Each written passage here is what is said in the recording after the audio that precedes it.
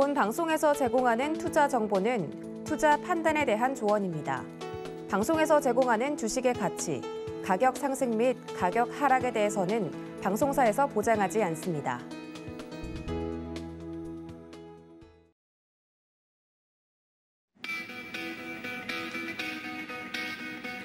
안녕하십니까. 고수익 작전 타임 진행의 도지은입니다. 간밤에 뉴욕 증시 큰 폭으로 올라주면서 즐겁게 인사하면서 좀 시작을 해볼 수 있을 것 같습니다. 2%대 큰 상승폭이 나온 뉴욕 증시 영향을 받아서 오늘 우리 증시도 상승해주길 바라는 마음을 담아서 한번 본격적으로 시작을 해보도록 할 텐데요. 오늘도 장전 전략들 저희와 함께 챙겨가 주시면 좋을 것 같습니다. 뉴욕 증시 상황과 더불어서요. 가상자산과 관련된 이야기들 들어보고 넘어오겠습니다. 시황센터 연결하죠. 네, 안녕하세요. 캐스터 이은주입니다. 간밤에 전해졌던 암호화폐 시장 상황 함께 살펴보도록 하겠습니다. 네, 이번 주말 사이 비트코인이 17,000달러까지 무너지면서 큰 폭으로 하락했던 전반적인 시장이 어제 다시 저가 매입이 유입이 되면서 비트코인 다시 2만 달러 위까지 올라와졌습니다. 현재는 2만 달러 부근에서 계속 횡보 중인데요. 자산 운용사 중 한 곳인 MBIS의 자산 애널리스트는 이번 비트코인의 하락장이 2017년도에 연출됐던 하락장과는 다르다라고 우려를 표하면서 사실 이번에는 메이저 암호화폐들에 대한 덤핑이 대거 발생했다라고 지적하기도 했습니다. 이렇게 메이저 암호화폐들이 큰 폭으로 하락할 때 또 다른 알트코인들은 더 큰 폭의 하락세를 연출할 수밖에 없는데요. 현재 코인 마켓캡 기준으로 우리 시장 어떤 분위기 보이고 있는지 함께 살펴보도록 하겠습니다. 어제와 월요일 또 큰 폭으로 시가총액이 빠지면서 8천억 달러 아래까지 내려왔던 암호화폐 시가총액 다시 9천억 달러로 반등에 성공을 해줬습니다. 가장 큰 요인 중에는 비트코인의 상승 회복이 주된 원인으로 꼽힐 수 있을 것 같은데요. 전일 대비 2.07% 상승하면서 현재 2만 불 위에서 거래되고 있습니다. 하지만 지난주 같은 시간 대비 여전히 3.52% 하락한 수치인데요. 비트코인의 가격과 놓고 여전히 많은 전망들이 나오고 있는 현실입니다. 지난 4일 동안 비트코인의 시가총액이 73억 달러, 원화로는 약 10억 달러, 10조 원 가까이의 규모가 빠져나가면서 많은 투자자분들이 손실을 보고 있었는데요. 이렇게 이어지는 비트코인의 하락장 속에 비트코인의 숏포지션, 공매도의 하락을 베팅하는 ETF도 본격 출시가 된다고 합니다. BT will offer investors the opportunity to potentially profit when the daily price of Bitcoin declines. 비트코인의 가격이 하락할 때 되려 수익을 가져갈 수 있는 비트코인의 ETF가 세계 최초로 출시가 되는 건데요. ETF 발행 기업인 프로쉐어즈에서 해당 ETF를 출시할 계획입니다. 이번에 출시되는 이 비트코인의 ETF, 사실 작년에도 이미 선물 기반의 ETF가 나왔던 적이 있었죠. 이번 비트코인의 ETF는 21일부터 뉴욕 증권거래소에서 거래될 전망입니다. 이어서 다른 암호화폐 소식들도 살펴보도록 하겠습니다. 2위에 있는 이더리움도 전일 대비 2.55% 상승해주면서 현재 1,100달러 선까지 다시 올라와줬습니다. 하지만 지난 한 주 동안 굉장히 큰 폭을 보여줬던 이더리움이었죠. 여전히 1,100불대 거래되면서 전주 대비는 3.89% 하락한 수치고요. 3위와 4위에는 스테이블 코인이 위치해 있습니다. 그리고 5위에는 바이낸스의 코인인 BNB 토큰이 전일 대비 2.9%, 일주일 전 대비는 1% 상승해주면서 220불에 거래되고 있고요. 6위에는 바이낸스에서 운영 중인 스테이블 코인이 거래되고 있습니다. 큰 변동성 없이 가격은 0.99달러에 거래되고 있습니다. 7위에 카르다노 에이다 있습니다. 사실 에이다는 6월 말에 하드포크를 예상하고 있었죠. 가장 큰 규모의 역대급 메이저 하드포크로 주목이 되면서 가격적인 면에서도 좀 상승해줄 수 있지 않을까 하는 기대감이 많이 나왔었는데요. 하지만 카르다노 개발팀에서는 이번 바질 메인넷 하드포크를 6월 말에서 7월 말로 본격적으로 연기한다고 합니다. 이유는 바로 7개의 버그가 해당 업그레이드를 진행하면서 발견됐기 때문인데요.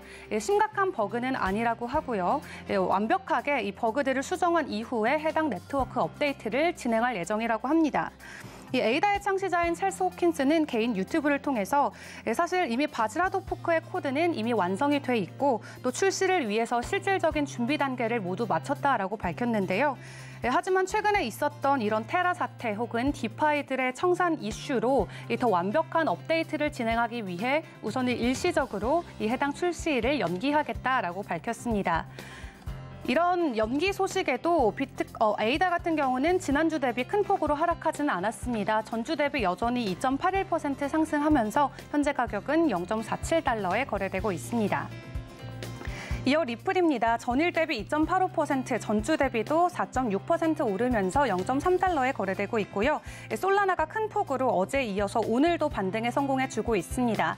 전일 대비 5.7%, 일주일 전 대비는 무려 28% 넘게 올라주면서 현재 가격은 36달러에 거래되고 있고요. 도지코인 보시면은 굉장히 큰 폭의 상승폭 보여주고 있습니다. 전일 대비도 두 자릿수고 일주일 전 대비도 23% 오르면서 현재 가격 0.06달러에 거래되고 있는데요. 도지코인의 상승세 결국에는 일론 머스크가 배후에 있을 수밖에 없죠. 일론 머스크 테슬라 CEO가 지속적으로 테슬라와 스페이스 X 관련 상품에 도지코인을 결제 지원하겠다라는 말을 반복하면서 이야기하고 있습니다. 그러면서 도지코인을 지속적으로 매입하고 지지하는 이유로는 수많은 자산가들이 아닌 일반 사람들이 내가 도지코인을 사고 지지하는 것을 응원해주고 있다면서 그들의 지지가 있기 때문에 나는 추가적으로 도지코인을 매입할 거다라며 도지코인을 향한 러브콜을 지속적으로 보내고 있습니다. 하지만 본인이 도지코인 파더라고 자칭하기는 했지만 일론 머스크 테슬라 CEO는 나는 직접적으로 이 암호화폐 투자라는 말은 하지 않았다면서 한 발 내빼는 모습도 보여주기도 했는데요. 이 핀볼드에 따르면 머스크 CEO는 최근에 열렸던 경제 포럼에서 나와 테슬라 그리고 스페이스X가 비트코인을 보유하고 있는 것은 맞지만 전체 현금 자산 중에 극히 일부에 달하다고 다시 한번 지적하기도 했습니다. 그런 한편 지난주에 미국에서는 일론 머스크가 도지코인과 관련해서 소송에 휘말리며 한 차례 이슈를 모으기도 했습니다. 이 한 투자자가 지난 16일 맨하튼 연방법원에 고소장을 제출했는데요. 그는 일론 머스크가 도지코인이 아무런 가치가 없을 때부터 이를 합법적인 투자라고 주장을 하면서 투자자들에게 투자를 권유했고 이러한 투자 행위는 굉장히 거짓되고 기만적인 행위로 도지코인 가격을 부풀리기 위한 수단이었다라고 지적을 했습니다. 또 2019년 4월 이후 도지코인으로 피해를 입은 모든 피해자들을 대변해서 일론 머스크에게 280억 달러 상당의 손해배상을 요구하겠다라고 전했는데요. 실제로 일론 머스크의 도지코인, 이 도지파더 발언 이후에 도지코인 가격 1년 사이에 무려 93% 하락하면서 큰 폭의 폭락을 보여주고 있습니다. 이렇게 전반적으로 암호화폐 상황들 살펴봤는데요. 워낙 주말 사이에 큰 매도세가 나왔기 때문에 저가 매수를 향한 사람들의 매수세가 유입되면서 현재는 1위부터 10위 살펴봤을 때는 전반적으로 혼조세 보여주고 있는 상황입니다. 하지만 결국 비트코인의 가격, 지금이 데드캣 바운스다 혹은 잠시 일시적인 반등이다라고 이야기하는 업계 인사들의 목소리가 가장 많습니다. 암호화폐 시장이 소강 국면에 들어서면서 또 디파이의 담보로 맡겨진 비트코인 등 주요 코인들의 연쇄 청산이 아직까지는 남아있기 때문인데요. 디파이와 암호화폐 분석가인 마일즈는 주요 고래들의 담보인 WBTC 그리고 이더리움 또 솔라나의 가격이 여전히 묶여 있다라고 이야기를 하면서 WBT코인 같은 경우는 4억 7,700만 달러가 또 솔라나 같은 경우는 1억 6천만 달러 또 이더리움 같은 경우는 1억 4천만 달러가 아직도 디파이 시장에 묶여 있기 때문에 앞으로도 청산당할 수 있는 암호화폐 수량이 무려 1조 원 넘게 남아 있다라고 우려를 표하고 있습니다. 이 해당 물량들이 시장에 쏟아져 나오게 된다면 추가 하락은 피할 수 없다는 건데요. 이렇게 청산 위기로 인해서 하락 우려가 계속 거세지고 있는 가운데 이 업계 인사들의 전망도 지속적으로 갈리고 있습니다. 스위스 암호화폐 금융 서비스 기업인 비트코인 스위스의 이사인 길스 키팅도 암호화폐 시장이 바닷가를 형성하고 있다라고 이야기하면서도 하지만 최근에 나와졌던 비트코인과 이더리움의 반등을 보자면은 지금 정도면은 이미 사람들의 매도가 완료되고 지금이 바닥일 것이다라는 전망도 하고 있는데요. 앞으로 시장 분위기 흐름 어떻게 흘러갈지는 모르지만 지속적으로 계속 주의 깊게 살펴봐야 될 것 같습니다. 또 마지막으로 라이트코인 소식 전해드리도록 하겠습니다. 오늘을 기준으로 국내 5대 거래소에 있는 모든 라이트코인이 상장이 폐지가 됩니다.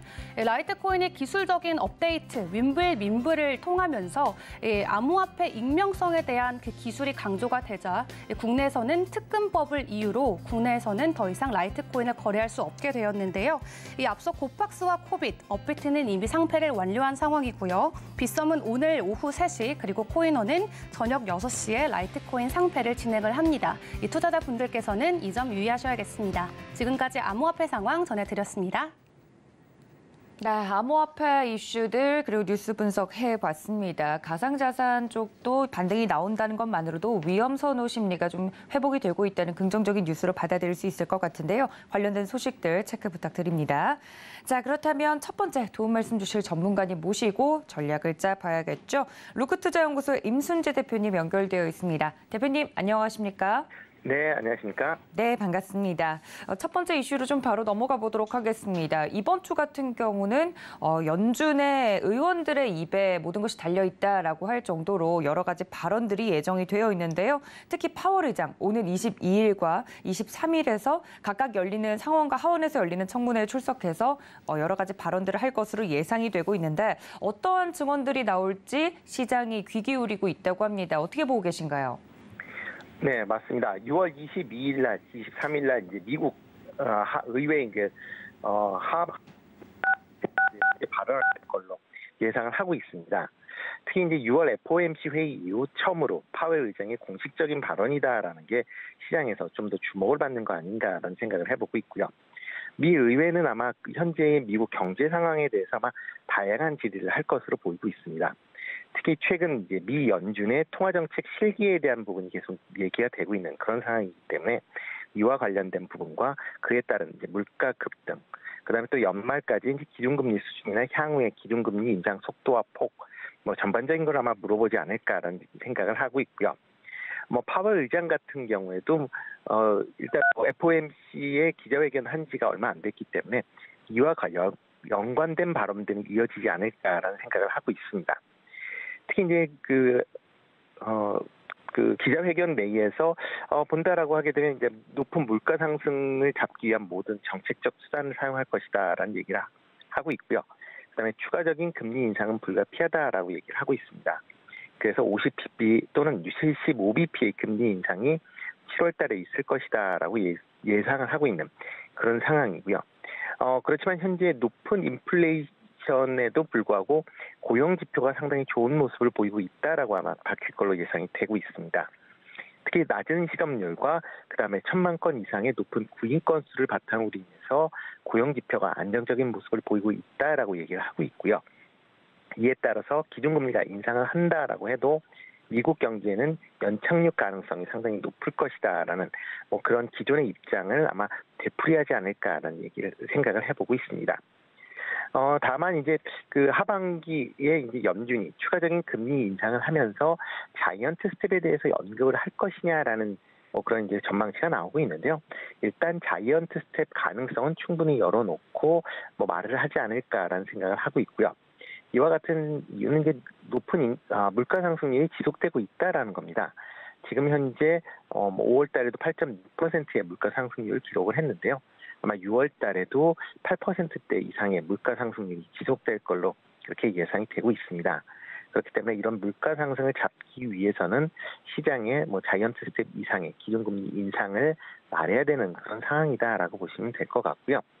특히 이제 연말 내년에 이제 기준금리 수준에 대한 의견도 아마 피력을 할 걸로 예상하고 있습니다. 일단 FOMC 회의 결과 이제 연말에 기준금리를 3.4% 정도로 될 것이다라는 그런 점도표상의 그런 예측을 볼 수가 있는데요. 그렇지만 연준 내부 보고서에 따르면 올해 말 기준금리는 4에서 7%에 달아야 된다라는 그런 내용들이 있기 때문에 그에 관련된 의견도 아마 묻지 않을까라는 생각이 들고 있고요. 그리고 이번에 파월 의장뿐만 아니라 이번 주서부터 지난주 말서부터 해서 각 지역의 연은 총재들이 기준금리 관련된 발언을 이어가고 있는 그런 상황입니다. 기본적으로 FOMC 회의와 맥을 같이 한다라고 보시면 될 것 같은데요. 그렇기 때문에 일단은 다음번 회의 때는 0.75%포인트를 인상을 할 것이다라는 그런 의견을 하지 않을까 싶습니다. 특히 이제 그 FOMC 의결권이 있는 이제 로레타 클리블랜드 연은 총재의 발언도 아마 조금 주의 깊게 들으실 필요가 있지 않을까라는 생각을 해보고 있고요. 일단 투표권이 있다라는 거는 그만큼 시장에 큰 영향을 미칠 수 있다라고 보시면 되고요. 이 외에 에반스 시카고 연은 총재도 22일 날 관련된 연설을 할 예정이니까요. 이런 이제 연은 총재들의 연설을 통해서 미국 경제나 그다음에 향후의 기준금리 인상에 대한 것도 같이 판단해 보시면 어떨까 싶습니다.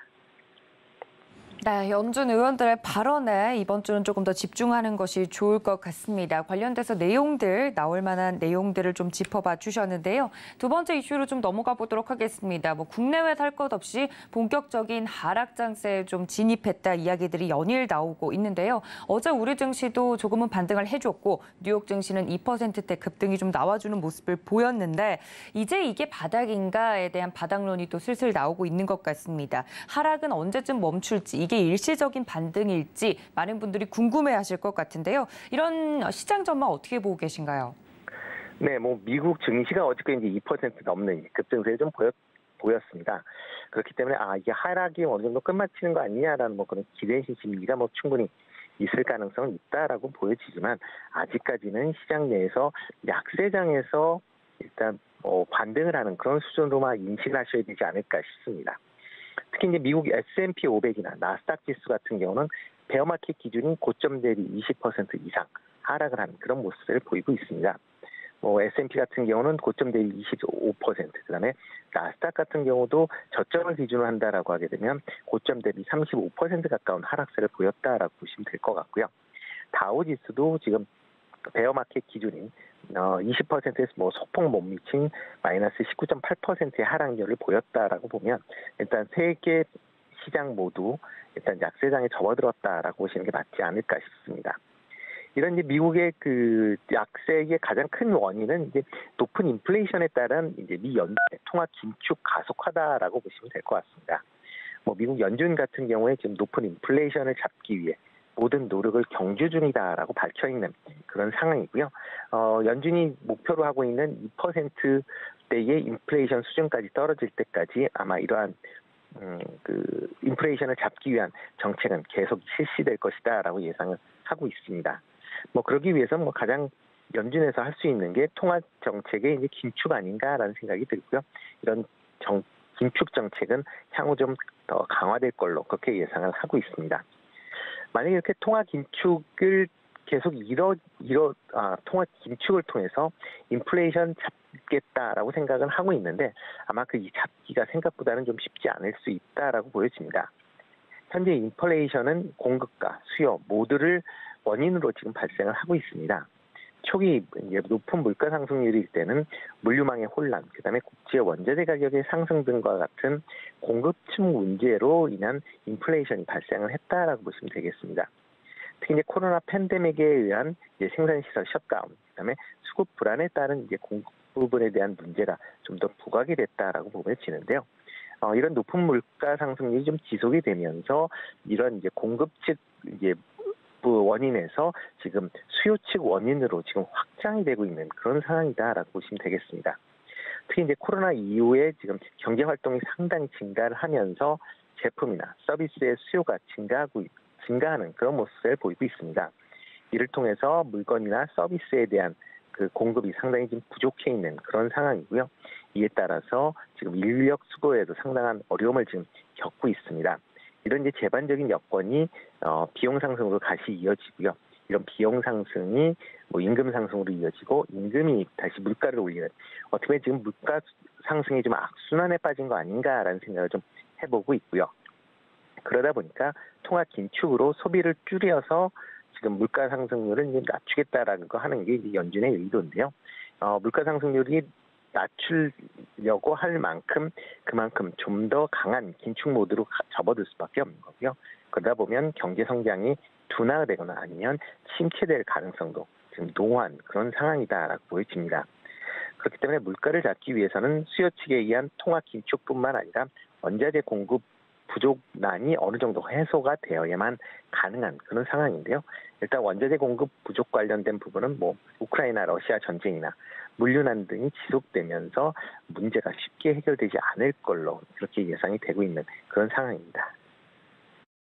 네, 그럼 많은 분들이 궁금해하시는 사항일 것 같습니다. 그렇다면 시장의 본격적인 반등은 언제부터라고 보시나요? 네, 일단 뭐 시장의 본격적인 반등은 좀 더 시간이 걸려서 이루어지지 않을까라는 생각을 해보고 있습니다. 대표적으로 이렇게 이제 반등을 하기 위해서는 지금 주변에 이제 나빠져 있는 경제 여건이 좀 개선되는 모양새를 좀 보여야 된다라고 보여지고요. 그중에 이제 가장 큰 부분이 인플레이션에 대한 정점을 확인하는 그런 이후에 아마 증시는 반등세에 접어들지 않을까라는 생각을 해보고 있습니다. 지난 3월에 CPI 지수가 8.5%를 기록을 하면서 어느 정도 이제 물가 상승률이 정점에 달하지 않았느냐라는 그런 기대감이 컸었던 그런 상황이었습니다. 그렇지만 지금 지난달에 8.6%를 상승을 하면서 지난 3월에 CPI 상승률을 초과하는 그런 모습을 보였습니다. 그러면서 이제 인플레이션 CPI 지수의 정점에 대한 기대감이 상당히 지금 무산이 되어 있다라고 보여지고요. 현재 이제 CPI 지수가 그럼 과연 언제쯤 이제 안정이 될 거냐라고 보여지는 생각을 하면 연준이 이제 계속 기준금리를 올렸기 때문에 이런 기준금리가 아마 물가 상승률에도 영향을 미칠 걸로 예상이 되고 있습니다.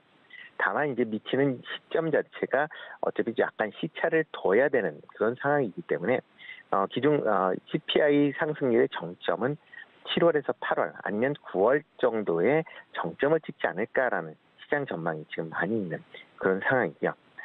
이런 이제 CPI 상승률이 정점을 찍었다라고 해서 바로 급락을 하는 그런 모습을 보이지는 않을 거고요.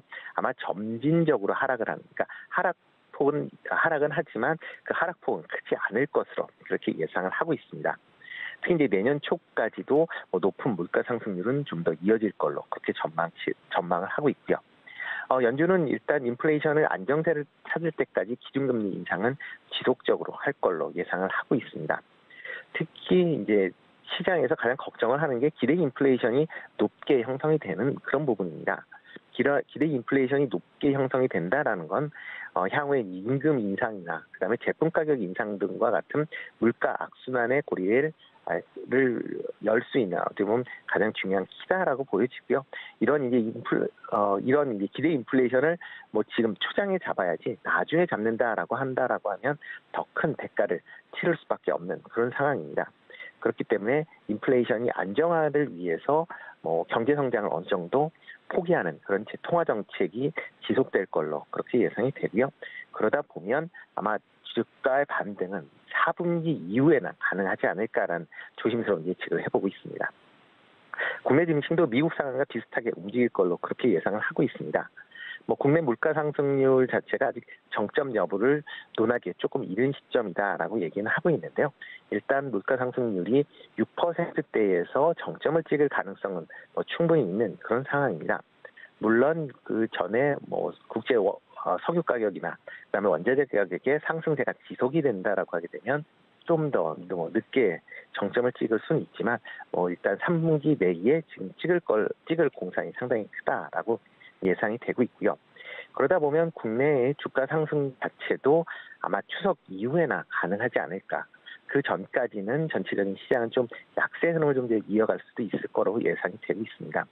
물론 중간에 약세에 따른 단기적인 반등 랠리는 충분히 가능한 그런 상황이지만 추세 자체적으로는 크게 바뀌지 않을 걸로 그렇게 예상을 하고 있습니다. 네, 대표님과 함께 이야기를 좀 나눠봤습니다만 대표님 그럼 오늘장 저희 작전 어떻게 세워볼까요? 네, 전일 이제 미국 증시가 이제 낙폭과대에 따라 저가 매수가 유입이 되면서 강세를 보였습니다. 그렇기 때문에 이제 국내 투자 심리도 상당 부분 좀 개선이 될 걸로 그렇게 예상은 하고 있는데요. 근데 이제 미국 증시 같은 경우에 지금 올해 들어 그 2% 이상 주가가 움직인 날이 총 10번에 달합니다. 그렇지만 10번 이후에 보통 한두 달 있다가 하루 이틀 있다가 이런 상승폭을 전부 다 반납을 했었던 전례가 있습니다. 그렇기 때문에 오늘 다우 같은 경우 이제 2% 넘는 상승세를 좀 보이긴 했지만 어떻게 보면 이 상승세가 하루 이틀 후에 다시 하락 반전할 가능성도 충분히 있다라는 것도 감안을 좀 하셔야 되지 않을까 싶고요. 특히 이제 미국 증시 같은 경우에 주간 수익률로 최근 11주 동안에 10주가 하락을 보였습니다. 그렇기 때문에 단순하게 뭐 저가 매수세 일 확률이 좀 더 높은 걸로 그렇게 뭐 생각을 하시면 어떨까 싶고요. 뭐 국내 같은 경우도 전일 뭐 반등을 보이면서 2,400포인트를 회복을 했습니다. 그렇지만 이제 5월 말에 뭐 2,685포인트에서 그다음에 6월 20일 날 종가인 2,391포인트까지 300포인트 가까이 하락을 한 거에 대한 뭐 단기적인 뭐 반등세 아닌가라는 생각을 들고 있고요. 그렇기 때문에 반등이다라는 개념으로 아마 접근을 하시는 게 좀 더 맞지 않을까라는 생각을 해보고 있습니다. 그렇기 때문에 뭐 시장 자체 내에서 뭐 크게 뭐 관련돼서 오늘 이제 미국 증시가 상승을 했다라고 해서 크게 반응을 할 것 같지는 않아 보이고요. 특히 이제 전일 증시, 국내 증시가 이미 상승을 했기 때문에 미국 증시의 상승은 어느 정도 뭐 제한적으로 영향을 미칠 걸로 그렇게 예상을 하고 있습니다. 그렇기 때문에 장 초반에 강세를 보였다가 장 후반에 상승 탄력이 조금 줄어들 수 있는 것도 아마 조금 신경을 써 주셔야 되지 않을까 싶고요. 특히 이제 원달러 환율에 대해서 좀 더 신경을 써 주셔야 되지 않을까 싶습니다. 전일 같은 경우도 1293원대를 계속 유지를 하면서 외국인 수급이 상당히 좀 불안한 그런 모습을 보였습니다. 그래서 외국인이 거래소에서 3천억 넘는 순매수를 보이고요. 6월달 이후에 지금 4조 7천억 정도의 순매도를 지금 이어가고 있는 그런 상황입니다. 그렇기 때문에 외국인의 매매 패턴에도 좀 더 관심 있게 보시면 좋을 것 같고요. 지수 자체가 일단 약세 흐름 속에서 반등하는 걸 전제로 한다라고 하게 되면 만약 기술적으로 본다라고 하게 되면 전체 그 낙폭, 그 300포인트 정도 하락을 한 거에 3분의 1에서 2분의 1 정도의 되돌림은 가능한 그런 수준으로 예상이 되고 있습니다. 그렇다라고 하게 되면 코스피 입장에서 보면 뭐 한 2,500선까지의 뭐 상승은 가능할 걸로 보여지지만 뭐 단기적으로 아마 랠리로 끝나지 않을까라고 생각이 되고요. 기본적으로 경제 여건은 바뀐 게 아무것도 없는 그런 상황입니다. 그렇기 때문에 그 경제 여건이 바뀌기 전까지는 좀 더 보수적으로의 관점에서 시장을 접근하셔야 되지 않을까라는 생각이 들고요. 뭐 금일 같은 경우 뭐 항공우주가 뭐 전일 뭐 누리호 발사로 인해서 강한 흐름은 보일 걸로 예상은 됩니다. 그렇기 때문에 개별적인 이슈에 따라 종목 움직임은 지속될 걸로 예상이 되고 있지만 반등 시점에 일정 비율의 현금 확보가 필수적인 그런 상황이기 때문에 반등 시점에서 만약 주식을 갖고 계시면 조금 현금 비중을 늘리시는 전략이 어떨까 싶고요. 본격적인 매수는 바닥을 확인한 이후에 하는 전략이 여전히 유효할 걸로 생각이 됩니다. 네, 여전히 보수적인 전략이 유효하겠다 이야기를 해드렸습니다. 지금까지 루크투자연구소의 임순재 대표님과 함께했습니다. 대표님 고맙습니다. 네, 고맙습니다. 네, 다음 국내 증시 작전 세워보도록 하겠습니다. 교보증권 여의도금융센터 윤여민 FP님 모셨습니다. FP님 어서 오세요. 네, 안녕하십니까. 네, 제가 오늘 들어오자마자 FP님께서 빨간색 양복룩을 입었다 이야기를 해주셨는데 간밤에 뉴욕 증시도 그렇고 어제 우리 증시도 그렇고 반등을 해줘서 네. 아주 오늘은 기대해봄직하지 않나라는 생각이 드는 것도 사실이거든요. 네. 어제 우리 증시 그리고 간밤에 뉴욕 증시 상황 어떻게 보셨나요? 일단은 좀 여러 지수들이 좀 반등을 좀 나타내는 어떤 그러한 부분이 좀 상당히 인상적이었다고 말씀드릴 수 있을 것 같은데 특히 이제 어제 같은 경우 좀 수급에 대한 부분들을 좀 계속 체크를 해봐야 되지 않을까 좀 생각이 들고 있는데요. 수급이요? 예. 일단은 이제 월요일 같은 경우는 이제 장 초반부터 외국인들의 매도세가 상당히 좀 거셌습니다. 네. 다만 이제 어제 같은 경우는 초반에는 좀 외국인의 좀 매도세가 좀 나오다가 결국은 이제 코스닥 같은 경우는 좀 매수세로 전환하는 그런 모습이 좀 나오면서 사실은 이제 좀 수급에 대한 변화가 좀 있었다라고 말씀드릴 수 있을 것 같고 여기에 이제 금융투자가 매수세를 좀 이어가면서 또 지수를 또 견인한 부분도 있다라고 좀 말씀을 좀 드려볼 수 있을 것 같습니다. 물론 이제 플러스를 좀 유지를 하고 있었습니다만 이제 각 시간대별로 좀 신용 물량이 좀 반대 매매가 좀 나오면서 지수가 약간 좀 출렁임이 있었음에도 맞아요. 불구하고 네. 어쨌든 지수는 양봉으로 마감했다라고 말씀드릴 수 있을 것 같고 여기에 이제 주요 인사들의 좀 경기 안정적인 좀 발언도 상당히 좀 지수에 영향을 좀 끼쳤다고 볼 수 있을 것 같은데 뭐 브러드 총재 같은 경우는 뭐 긴축 후유증이 뭐 남기나 좀 물가는 잡을 것으로 기대를 하겠다라고 좀 얘기했던 부분도 있고요. 특히 이제 바이든 같은 경우는 뭐 가솔린에 붙는 세금 면제를 좀 검토하겠다. 뭐 이런 부분들. 그러니까 좀 어떻게 보면 좀 정치권 내지는 이제 금융권에서 좀 어떻게 보면 이런 좀 인사들의 발언들이 좀 나오면서 네. 시장이 좀 빠르게 안정세를 좀 되찾아가는 부분이 있다라고 말씀드릴 수 있을 것 같고, 특히 이제 유가라든지 곡물 같은 어떤 인플레이션 지표들과 함께 좀 맞물려서 좀 시장에 긍정적인 영향을 끼쳤다라고 볼 수 있을 것 같습니다. 이에 따라서 좀 외국인 같은 경우 좀 이러한 좀 측면에서 좀 이머징 마켓에 대한 어떤 탈출보다는 이제는 좀 매도세를 좀 진정할 수 있는 어떤 그런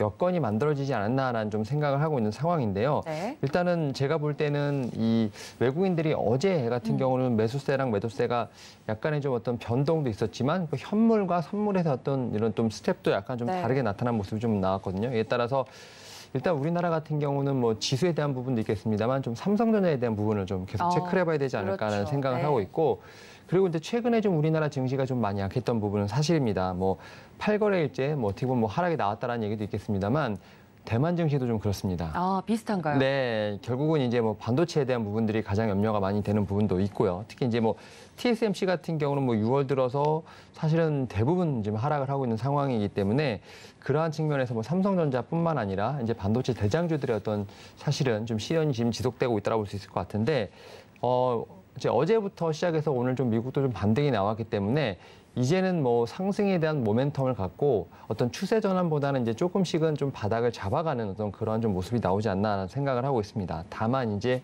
신용에 대한 어떤 뭐 반대 매매 부분이 있죠. 10시, 9시, 10시, 2시, 3시 이렇게 시간대별로 나오는 부분이 있기 때문에 이런 매물 출회가 뭐 상당하다고 보고 있습니다. 거의 약 5천억 이상이 좀 나올 것으로 보고 있는데, 이런 부분들이 뭐 제가 월요일날 전화상에도 말씀드렸습니다만 긍정적이라고 한다면 이제 좀 가벼워졌다는 거. 네. 하지만 부정적으로 본다고 하면 사실은 많은 어떤 손실이 확정된다는 점에서 봤을 때는 좀 양면성을 가지고 있습니다만, 이에 따라서 오늘 시장 같은 경우도 좀 상승폭에 대한 여유는 분명히 생겼다라고 좀 말씀을 좀 드려보도록 하겠습니다. 네, 월요일날 또 전화 연결을 통해서도 자세하게 수급 상황을 살펴봐 주셨는데, 어제 우리 시장만 보면 외국인들은 여전히 팔자 행렬을 멈추지 않았지만 기관이나 개인 투자자분들의 또 저가 매수세가 반등을 이끈 것으로 보인다 이야기를 해드렸습니다. 특히나 가장 좀 타격이 컸던 뭐 삼성전자라든지 SK하이닉스, 이날 어제 같은 경우 국내 기관도 좀 대량으로 사들여주는 모습을 보이면서 상승으로서의 긍정적인 가능성 정도가 조금 더 커지지 않았나 이야기를 해드렸습니다.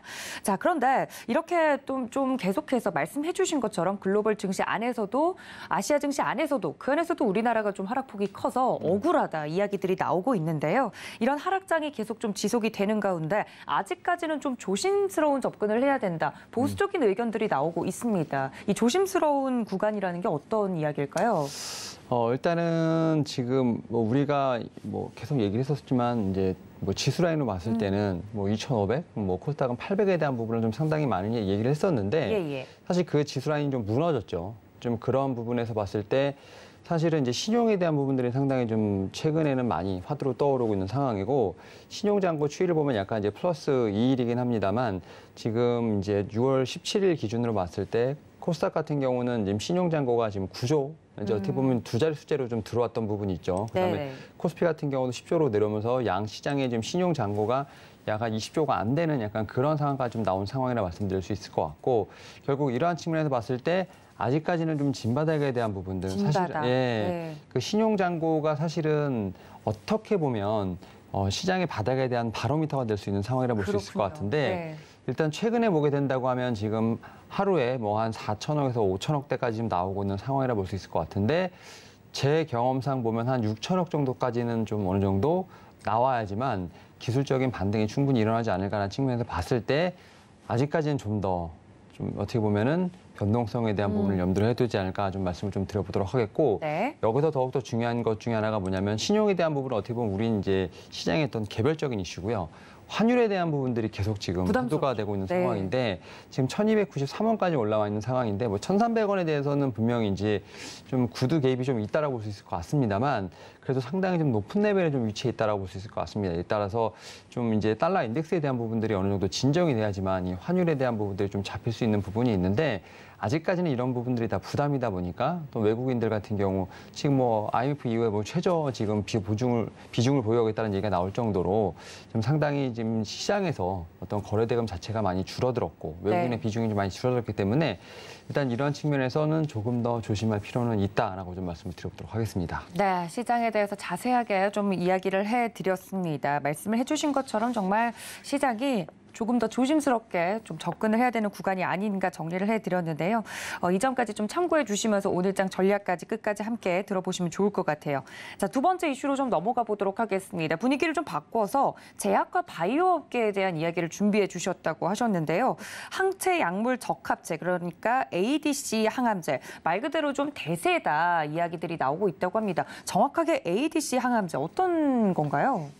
일단은 최근에 보게 되면 지금 시장에서 좀 이제 하락세 잘 견뎠던 이제 섹터가 뭐 2차 전지. 2차 전지. 어제는 살짝 좀 낙폭이 있었습니다만 낙폭에 대한 이유는 없었죠. 그다음에 뭐 제약바이오 섹터가 아닐까 좀 생각을 하는데 네. 일단 말씀하셨던 것처럼 지금 이제 ADC, 그러니까 항체 약물 접합제라고도 하는데 지금 이 항암제가 상당히 좀 뜨겁다고 볼 수 있을 것 같습니다. 지금 아스코라고 해서 미국 임상종양학회에서 또 상당히 좀 관심을 좀 많이 받았다라고 볼 수 있을 것 같고, 특히 이제 ADC 항암제 쪽에 엔허2라는 이제 이런 좀 신약이 상당히 뭐 뜨거운 관심을 받았다고 합니다. 여기에 뭐 아스트라제네카, 그다음에 우리나라에서는 뭐 셀트리온, 뭐 레고캔바이오 같은 회사들이 좀 ADC 항암제를 좀 개발을 하고 있다라고 볼 수 있을 것 같고, 특히 이제 이 미국 임상종양학회를 비롯해서 좀 다수의 학회가 좀 오프라인으로 열리고 있는 상황입니다. 어떻게 보면 코로나19 어떤 이런 좀 암흑기를 지나고 3년 만에 지금 오프라인으로 열리고 있는 상황인데, 여기서 지금 임상에 대한 뭐 성과들이라든지 뭐 M&A, 라이센스 계약들의 어떤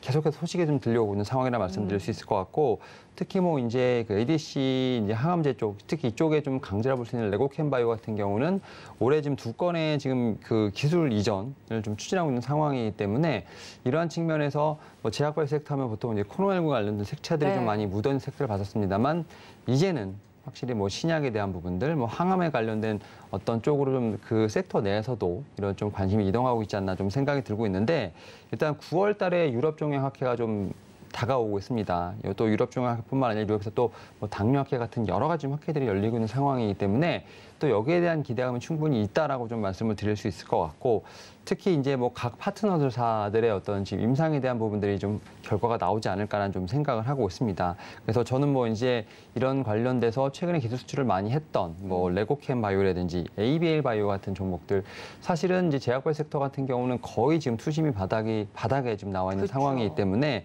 이러한 측면에서 봤을 때 오히려 기술적 반등을 좀 노릴 수 있는 어떤 그런 자리에 있지 않을까 좀 생각을 하고 있는 상황에서, 사실은 모든 종목들이 지금 상당히 많이 꺾여 있는 상황인데, 뭐 제약바이오 섹터 같은 경우는 뭐 꺾여 있다기보다는 사실은 올해 작년 말부터 거의 기대감이 없는 상태이기 그랬죠. 때문에 오히려 좀 바텀아웃에 대한 부분을 좀 더 기대해 볼 수 있지 않나라는 측면에서 봤을 때 제약바이오 섹터가 충분히 좀 바닥권에서 좀 반등할 수 있는 어떤 그러한 섹터 중에 하나가 아닐까라는 좀 말씀을 좀 드려보도록 하겠습니다.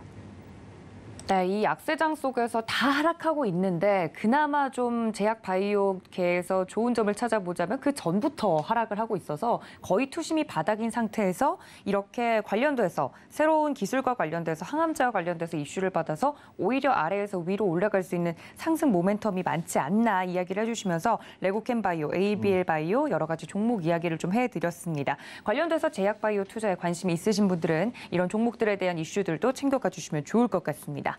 자, 그렇다면 오늘장 시장 대응 작전을 세워볼 텐데요. FP님, 이번 주는 연준 의사들의 좀 발언 주간이다 이야기를 해주시면서 큰 경제 이슈나 지표 이슈는 없는데 이런 인사들의 발언에 따라서 출렁일 수 있잖아요. 어떻게 작전을 좀 세워볼까요? 일단은 이제 미국 주택시장 관련돼서 좀 얘기가 좀 먼저 나왔고, 네. 그다음에 이제 말씀하셨던 것처럼 이제 수요일이죠.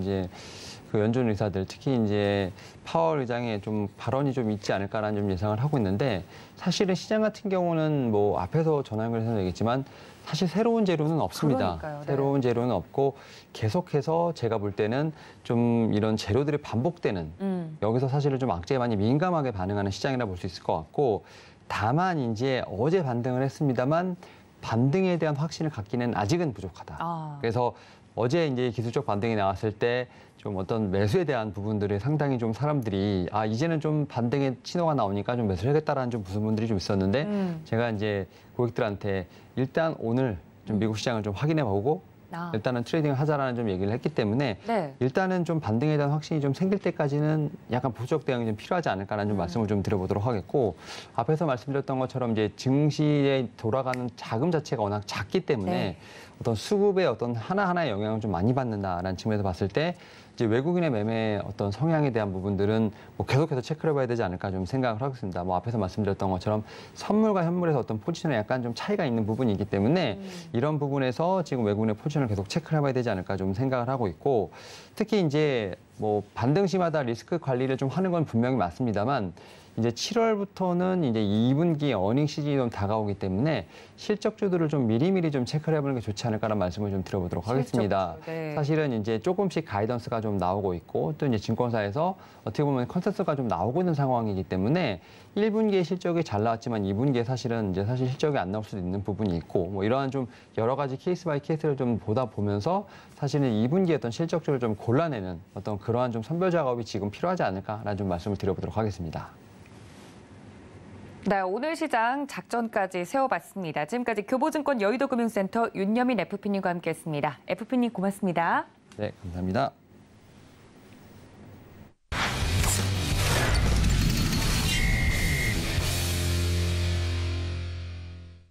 네, 종목에 대한 이야기 이어가 봅니다. 글로원 파트너스의 이성웅 이사님과 연결해 봅니다. 이사님 안녕하십니까? 네, 안녕하세요. 네, 반갑습니다. 첫 번째 이슈부터 좀 분석을 해보도록 하겠습니다. 최근 시장 안에서 시가총액 상위주 위주로 좀 흐름을 체크해 주신다고요? 네, 시가총액 상위주 위주의 흐름을 체크할 필요는 거래소 기준 또는 코스닥 기준 동일한데, 시장이 하락을 했을 때 하락 이후에 반등이 나오는 시점, 즉 지수 중심으로 반등이 나오는 구간에서는 통상 시가총액 상위주들, 시가총액 20위권 이내의 종목들이 강세를 나타내면서 시장이 상승하는 경향이 많은데요. 시가총액 상위주들의 흐름을 한번 체크하고 가면서 현재 시장의 특징, 그리고 향후에 이 시장에서 반등이 나올 때 어떤 플레이를 할지 하나의 시나리오를 구축할 수 있기 때문에 말씀드리게 됐습니다. 최근에는 대형 IT 업종들의 약세가 이어지고 있습니다. 대형 IT라고 하면은 시가총액 상위주 중에서는 삼성전자와 SK하이닉스를 들 수 있겠는데요. 두 종목 같은 경우 코스피 시가총액의 약 30% 정도를 차지하고 있기 때문에 이러한 종목들이 약세가 이어진다고 하면은 코스피 지수 자체는 불안할 수가 있겠고요. 다만 이 불안한 지수 안에서 소위 말해서 수급적인 이슈, 즉 반대매매라든지 신용이 줄어드는 구간, 그러한 구간을 통해서 수급적으로 투매가 나온다고 했을 때는 지금 약했던 시가총액 상위주 같은 경우가 수급이 비는 구간에 와서는 반등이 강하게 또 나타날 수 있기 때문에 지금 시가총액 상위를 바라보는 이 측면에서는 무작정 지금 약하고, 그다음에 안 좋은 얘기만 나오는, 즉 예를 들면 SK하이닉스 같은 경우는 최근에 3분기 실적 같은 경우도 그 예상치보다 부진할 수 있는데, 이 부분 자체는 저희가 서버 부분, 정확하게 구글이라든지 이쪽에 오더가 아직 줄지는 않았지만은 대리라든지 이 부분에 그런 서버에 대한 그 수요가 줄면서 이게 3분기, 4분기, 즉 4분기까지 실제적인 수요가 줄어들면서 이게 실적에 악영향을 미치지 않을까. 저희가 생각했던 가장 안 좋던 그런 시나리오에 대한 이야기까지 현실화되는 시점에서는 그거를 바라보면서 저희가 무작정 이 종목 같은 경우 4분기까지 어떤 요인으로 서버가 안 좋은 요인으로 주가가 안 좋으니까 안 봐야 되겠다. 그런 접근보다는 주가라는 거는 선반영, 즉 시장에서 나와 있는 사항 또는 저희가 예측 가능한 사항 같은 경우는 주가의 가격에 먼저 포함이 돼 있는 경향이 있기 때문에 그러한 사고의 접근보다는 저희가 그 안 좋은 이야기들이 모두 나온 종목들 같은 경우는, 그리고 모두 나온 업종 같은 경우는 안 좋은 요인의 변수가 조금이라도 달라지면 주가의 반등이 빠를 수 있기 때문에 저희가 그런 생각을 하고 업종을 바라봐야 할 것으로 보입니다. 최근의 시장 특성은 개별주의 강세입니다. 약한 시장에서 나타나는 특징인데, 뚜렷하게 주도 업종이 있기보다는 개별적인 이슈, 또는 개별적인 종목들의 흐름, 그런 종목들의 강세가 나타나는 경향이 강한데요. 오늘 이제 그 말씀드린 종목 같은 경우는 또 하나의 이슈를 통해서 주가가 조정이 나왔고, 저희가 이 조정이 나온 주가에서 접근할 만한 포인트까지 함께 말씀드리도록 하겠습니다. 네, 오늘은 시장 전반적으로 이야기를 자세하게 해주신 것 같은데요. 그렇다면 오늘 준비해주신 총 2개의 특징주에 대해서 연이어서 좀 이야기를 들어보도록 하겠습니다. 첫 번째 특징주 어떤 종목일까요, 이사님? 네, 첫 번째 종목은 한정기술입니다. 한정기술 같은 경우가 전일 10% 이상의 주가 조정이 나타났습니다. 한국전력의 재무 개선 이슈가 부각되는 모습이었는데요. 기존에 한국전력 같은 경우가 적자 부분이 이슈가 되면서 여기에 대해서 보유하고 있는 지분들, 즉 한국전력이 보유하고 있는 한정기술이라든지 이러한 기업들의 보유 지분을 매각할 가능성이 한번 이야기가 나왔었고요. 구체적으로 얘기가 나온 게 이제 적자 보전을 위해서 자회사인 한정기술 지분 14.77%를 매각 계획에 있다고 언급이 되었습니다.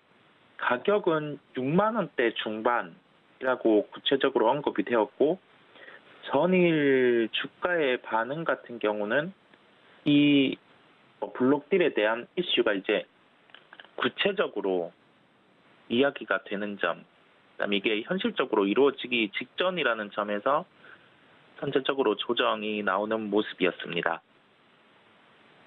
여기에서 살펴볼 점은 이게 블록딜이 확정이 되고, 이 블록딜이 확정되는 구간에서 그 조정에 대한 할인율, 그러니까 받아가는 주체, 이게 블록딜 같은 경우는 그 한전이 주체고, 받아가는 기업 같은 경우가 이 주가 같은 경우 시가에 해당하는 부분에서 할인이 되는, 즉 이 시가보다는 싸게 받아가게 되는 구조인데, 이 싸게 받아가는 퍼센트를 이게 할인율이라고 하는데, 저희가 이 할인율을 기억해놓고 그 다음에 블록딜이 일어난 그 물량 같은 경우를 2개를 체크해 놓으면은, 한정기술 경우는 선제적으로 조정이 나왔지만은 이 부분은 노내로하고, 그다음에 블록딜이 이루어지게 되면은 그 할인율, 그다음에 그만큼의 물량 같은 경우 실제 그 블록딜이 넘어가고 난 뒤에 여기에서는 매도를 하게 되는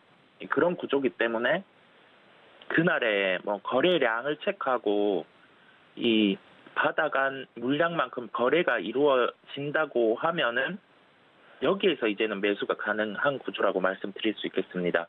자, 이렇게 그 전략을 말씀드리는 이유는 기업 자체로 달라진 요인은 없는데, 이러한 수급적인 이슈, 즉 블록딜이 발생하는 기업 같은 경우는 저희가 하나의 무위험 차익거래, 위험이 적은 차익거래로 접근이 가능하기 때문에 한정기술 같은 경우는 주목을 할 필요가 있겠고요.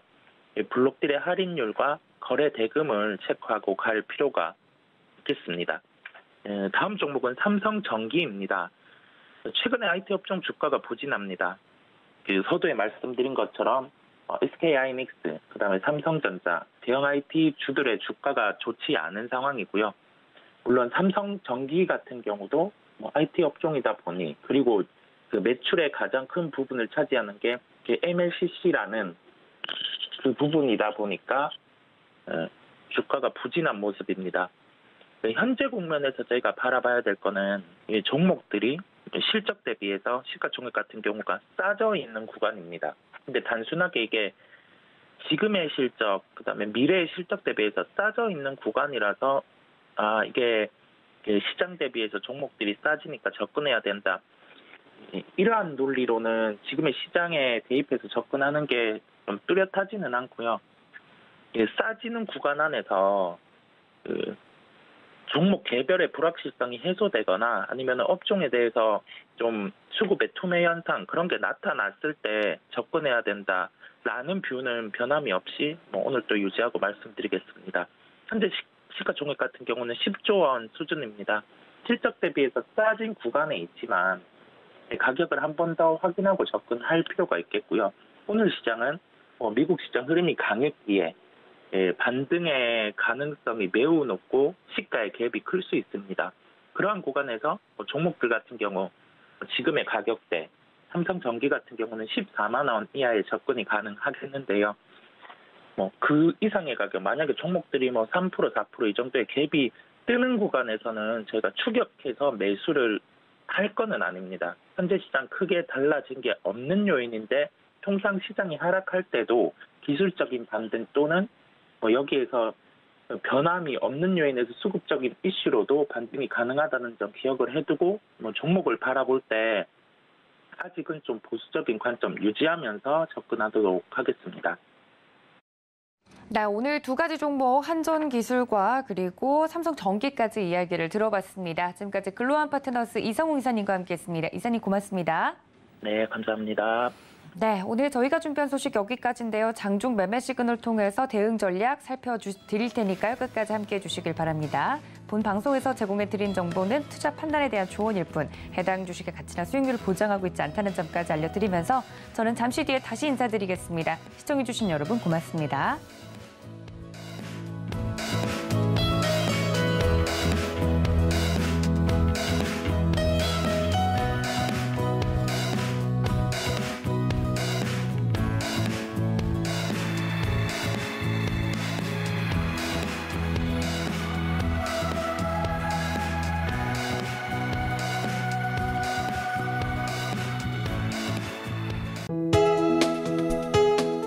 본 방송에서 제공하는 투자 정보는 투자 판단에 대한 조언입니다.